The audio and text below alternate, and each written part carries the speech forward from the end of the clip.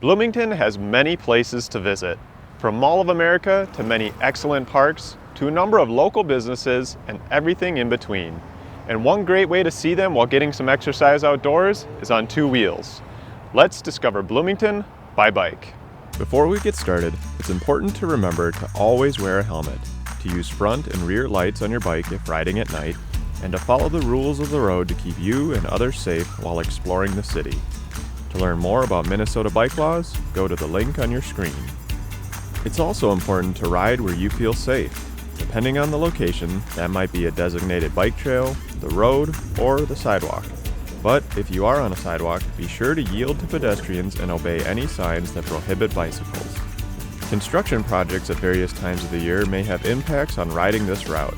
Make sure to check the city website for road closures and follow any posted detours.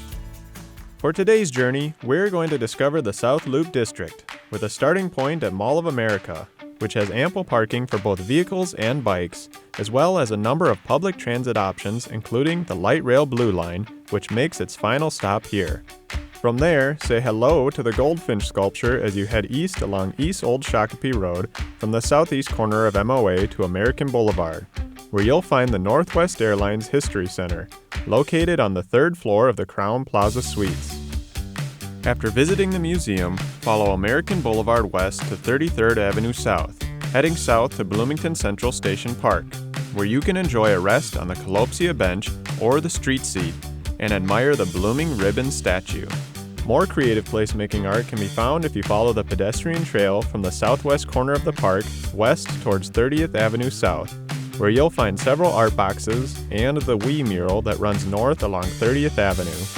Continuing west along Lindau Lane is the famous Convergence sculpture at Winstead Way. Further west on Lindau Lane at 24th Avenue, you'll find more public art and can grab a bite at local restaurants like Hazelwood or Pizza Novara. From there, travel south along 24th, one block south of the mall along an off-road paved trail to 86th Street. From here, you can turn east and head into Bass Ponds, which features the mural at the confluence of science and nature and is a trailhead for a number of mixed-use trails throughout the Minnesota Valley National Wildlife Refuge. Or turn west and ride on the sidewalk or the road along 86th. If you turn north on Old Cedar Avenue, just after crossing Highway 77, you will see Wrights Lake Park, which features a beautiful community mural across the road.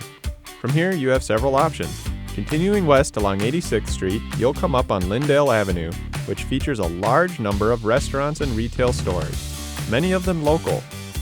Or follow the Nokomis Minnesota River Regional Trail south until you reach Old Cedar Avenue Bridge, where you'll find another artwork in the form of augmented reality at 5 points along the bridge, and enjoy the sights of numerous wildlife and more trails through the Wildlife Refuge.